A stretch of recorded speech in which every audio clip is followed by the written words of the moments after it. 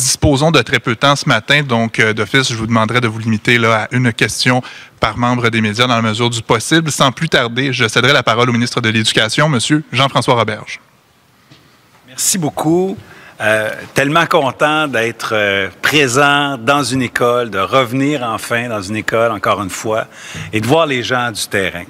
Je veux remercier la directrice du Centre de services scolaires des affluents de nous accueillir ici, Mme Gélina. Je veux saluer aussi la présidente, Mme Côté, directrice de l'École des Moissons. Merci de nous accueillir chez vous. Évidemment, saluer ma collègue, Lise Lavallée. On est dans ton comté, Lise. Merci de nous accueillir. Très content de te revoir enfin, en vrai.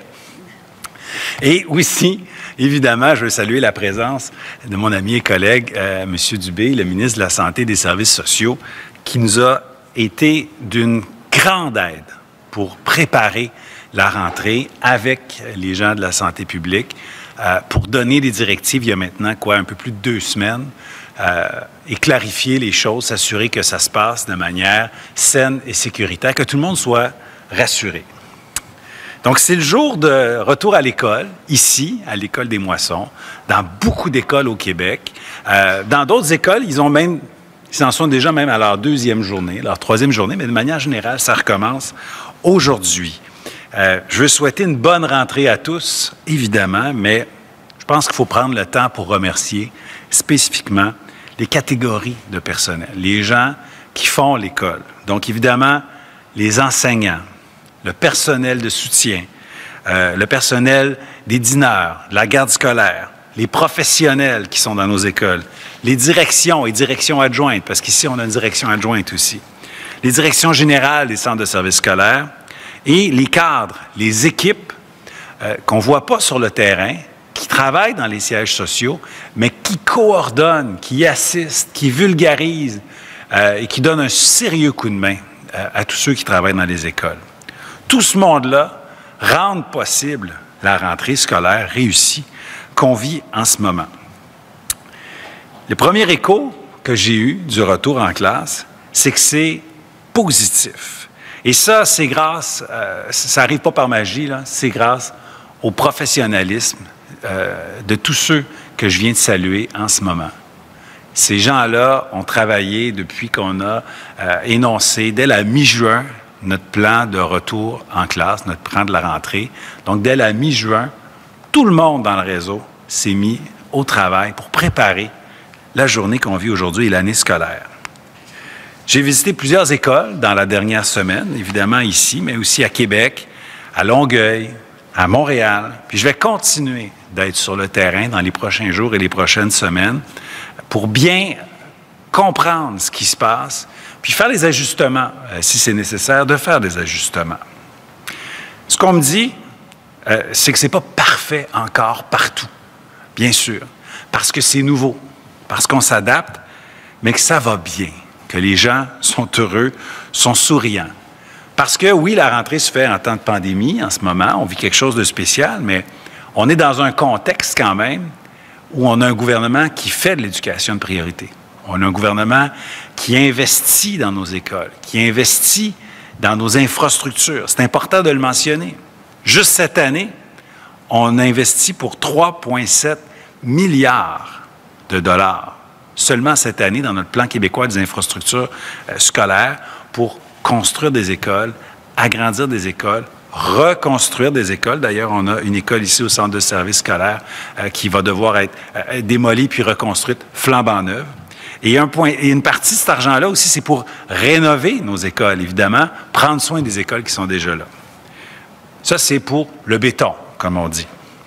Mais on investit dans l'humain, bien sûr. Il faut se dire ça. Donc, cette année, pour la rentrée de septembre 2020, il y a pour plus de 100 millions de dollars de plus qu'en septembre 2019. 100 millions de dollars qui vont venir aider nos profs, aider nos professionnels, aider tout le monde à aider les élèves. Avec de l'argent qui, dans certains cas, est décentralisé vraiment dans les écoles, avec des ajouts de classes spéciales pour des élèves qui ont des besoins particuliers, avec des ajouts de professionnels, plus de 350 à temps plein, de plus cette année qu'en septembre dernier dans notre réseau, avec des partenariats avec des organismes communautaires. C'est ça qu'on va faire avec le 100 millions d'argent neuf qui arrive dans nos écoles. Il y a aussi un allègement administratif qui a été salué par tous les partenaires. Hein? Moins de bureaucratie, plus de services aux élèves. Et ça, c'est nouveau de cette année.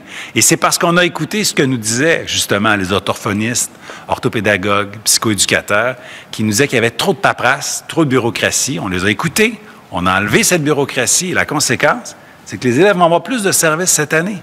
Des centaines de milliers d'heures de plus en service direct aux élèves cette année. Ça arrive au bon moment, alors que beaucoup d'élèves vont avoir besoin de consolider leur apprentissage et d'avoir des services individualisés avec des professionnels.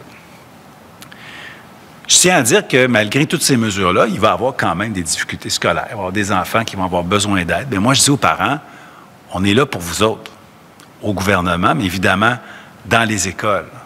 Alors, s'il y a des problèmes particuliers après quelques jours, quelques semaines, si votre enfant a besoin d'un soutien supplémentaire, communiquez avec l'école. Faites-le savoir.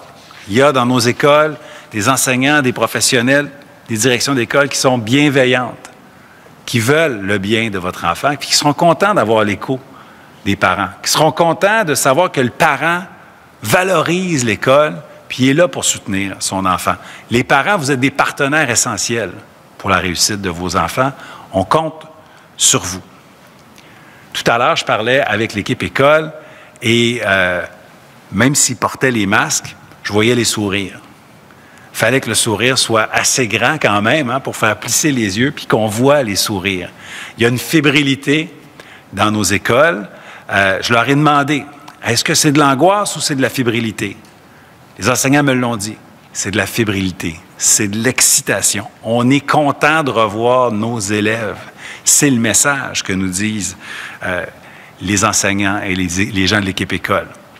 On est allé après sur la cour d'école. On est allé voir les élèves. C'était beau de voir ça. C'était beau de voir les élèves qui se retrouvent enfin, qui ont hâte de voir leurs amis, qui n'ont pas vu pendant des mois, qui ont hâte de revoir les enseignants. Et quand j'ai demandé à des parents, êtes-vous content là, du retour en classe? Bien, la réponse qu'on a eue, c'est « Youpi! » Ça a été ça le commentaire d'une maman qui était tellement contente de revenir à l'école, conduire sa petite fille, qui était contente de voir sa petite fille, revoir ses élèves, ses amis, et reprendre un peu plus sa vie normale, même si c'est pas comme avant encore. On se fait pas croire que c'est comme avant. Mais on fait rentrer de la normalité dans la vie de nos enfants. Youpi, c'est ça le commentaire. Malgré tout, il y a des mesures importantes qu'on va continuer d'appliquer, qu'il faut absolument conserver. Le port du masque, bien sûr, du couvre-visage plutôt, hein, dans le transport scolaire, dans le transport public pour les personnes de 10 ans et plus, dans les aires communes pour les jeunes de 10 ans et plus, pour tout le personnel. Et on voit que tout le monde s'habitue à ça, même si on n'est pas en amour avec le couvre-visage, on l'apprivoise tranquillement. Des groupes classes stables, c'est très important, c'est au cœur du plan. On l'a annoncé dès la mi-juin. C'est une mesure importante qu'on doit conserver pour limiter la propagation ou même contrer la propagation. La distanciation, évidemment, on s'habitue depuis maintenant plusieurs mois de garder nos distances. Les équipements de protection aussi, pour ceux qui sont au préscolaire ou qui sont avec des enfants lourdement handicapés, donc au-delà du masque, il y a aussi la protection oculaire qu'on doit porter pour se protéger et protéger les autres. Puis évidemment, le lavage régulier des mains, et il y a l'essence de circulation dans les corridors, un paquet de mesures qui viennent un peu nous rappeler que, oui, on revient en classe, mais dans un contexte particulier. On le répète beaucoup, mais c'est crucial de respecter toutes ces consignes qui nous viennent des directions, qui nous viennent de la santé publique. C'est très important. Parce que même si le réseau scolaire est prêt à toute éventualité, bien, c'est grâce à ces consignes-là qu'on va éviter des fermetures de classes et même des fermetures d'écoles. On ne veut pas retourner là où on était au printemps avec des écoles fermées. Absolument pas. Et ce qui nous protège contre ce retour en arrière, c'est une mobilisation de tout le monde, y compris les parents, pour qu'on applique ces consignes-là, puis qu'on prenne soin du personnel de nos écoles et de nos élèves. en mettant tout ça en place, ces mesures de protection-là, en investissant dans nos infrastructures, puis en investissant dans les services aux élèves, mais je pense qu'on se donne tous les ingrédients, tous les outils pour avoir une belle rentrée scolaire, pour que les sourires qu'on a vus ce matin, bien, on les garde tout le long de l'année scolaire et qu'on permette à nos jeunes d'aller au bout de leurs rêves. Merci.